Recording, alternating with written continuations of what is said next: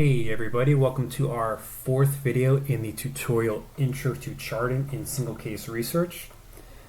In video 4, we're going to be modifying axes and plot fonts to get us a little bit closer to our example of a more traditional presentation of single case design. So this is where we left off in the last tutorial. Right now, just looking at this data, first initial reaction is the plot font doesn't look like a traditional font. Some of the colors are an off gray, which is often going to contrast with the black and white that's in a report or a publication, and the presence of these two kind of arbitrary colors is not the most professional. So what we're going to start with is modifying some of these axes. Just looking down below, we see the x-axis is skipping every other, and it's even going to it's even extending to a point where there really isn't even any data, like there's no 18.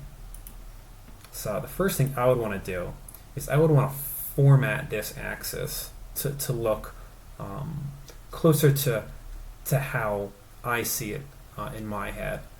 So if I wanted to format this, I could right click this axis once it's selected and go to Format Axis.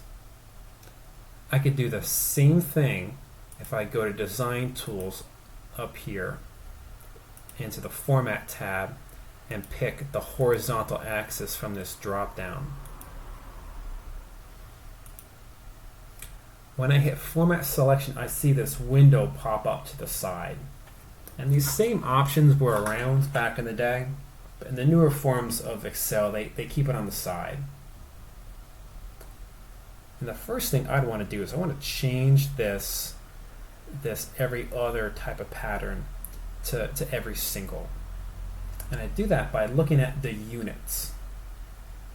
I read here that the major units, like each kind of mark in here, is every 2.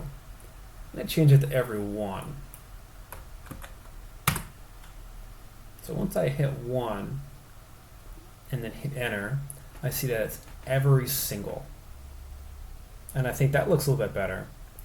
But there's like this extra lonely 18 down here, which doesn't really kind of have a place. So I'm going to change the bounds of this figure.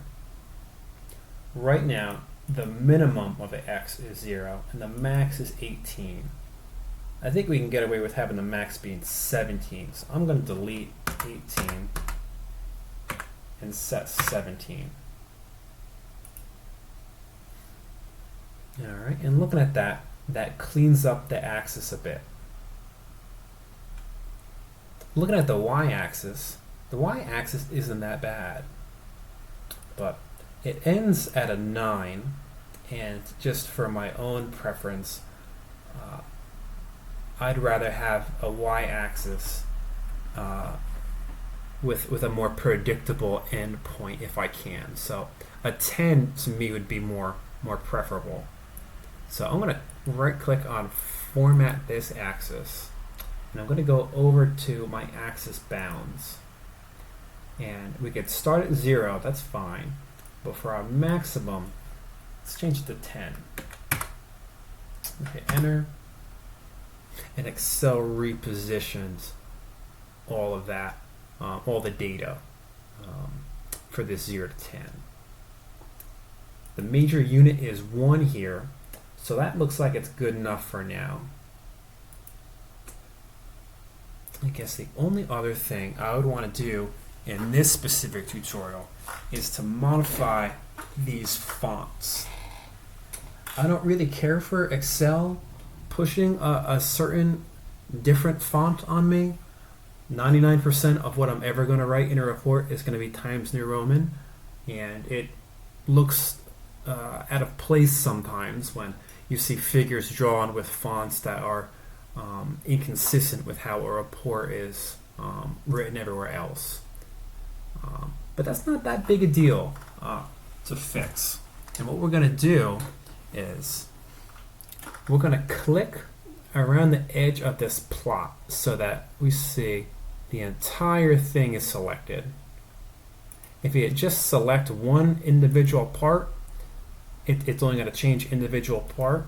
But if we select this top level one, we can make changes to all the fonts at once. So I'm going to type in Times New Roman. There it is. I'm going to hit enter. And it put everything that was based in text into Times New Roman. But all the fonts look like the sizes kind of vary. So I'm going to use this button to say just size them all up to the same and do 12.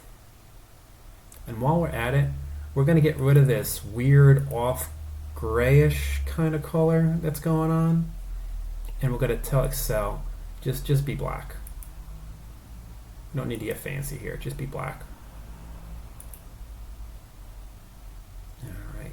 Now the only thing that I see that is kind of not quite fixed is this border line is still kind of gray. There's really no other gray here, so I'm going to modify that. I'm going to select the axis. I'm going to hit Format Axis. I'm going to go to this paint can and tell it for the line of this axis. I'm going to say I want a solid line here. I want to tell Excel make it black. And looking now, we see that the line is a much more straightforward black color instead of this off gray.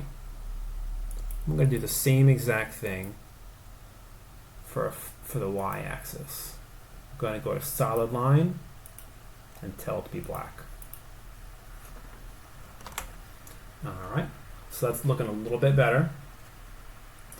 What we're going to do is we're going to finish here, and in the next tutorial we're going to begin styling the individual lines of this figure to look a bit more like our traditional example right here.